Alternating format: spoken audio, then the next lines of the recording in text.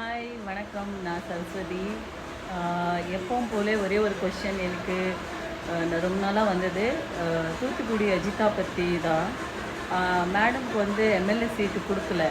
அப்போது வந்து நான் வீடியோ பண்ணி போடலை. ஏன்னா இவங்க என்ன பண்ணுறாங்கன்னு பார்த்தா, இவங்க என்ன பண்ணியிருக்காங்கன்னா, எம்எல்ஏ சீட்டு கொடுக்கலன்னா இவங்க வந்து பாய்சன் குடிச்சிருக்காங்க. அப்புறமா நம்ம தலைவர் நம்மளோட டிவிக்கு கொடி வந்து அந்த காரில் இது பண்ணுவோம்ல, அதை எடுத்து மண்ணில் போட்டிருக்காங்க. விசில் இது பண்ணுறது, நம்ம அண்ணனோட வண்டி முன்னாடி போயிட்டு என்னென்னமோ பண்ணாங்கப்பா இவங்க. ஆனால் இவங்களுக்கு ஏன் சீட்டு கொடுக்கல அந்த அனலைஸ் பண்ணுறதுக்குள்ளே இப்போ தான் நேற்று பார்த்தா அவங்க போய் டிஎஸ்எக்டியில் சேர்ந்துருக்காங்க. இதுதான் நியூஸே. இவங்களுக்கு ஏன் சீட்டு கொடுக்கல? ஏன்னா இவங்களுக்கு பேஷன்ஸ் கிடையாது. இப்போ நிறைய பேர் எப்படின்னா பதவிக்கோசம் வராங்க பாலிடிக்ஸில். ஓகே, ஆனால் நீங்கள் இந்த டிவி கேல மட்டும் தான் நேர்மையாக இருக்கணும். ஓவர் பந்தா காட்டாமல் நீங்கள் பண்ணுறது ஒவ்வொன்றுமே அனலைஸ் பண்ணிகிட்டே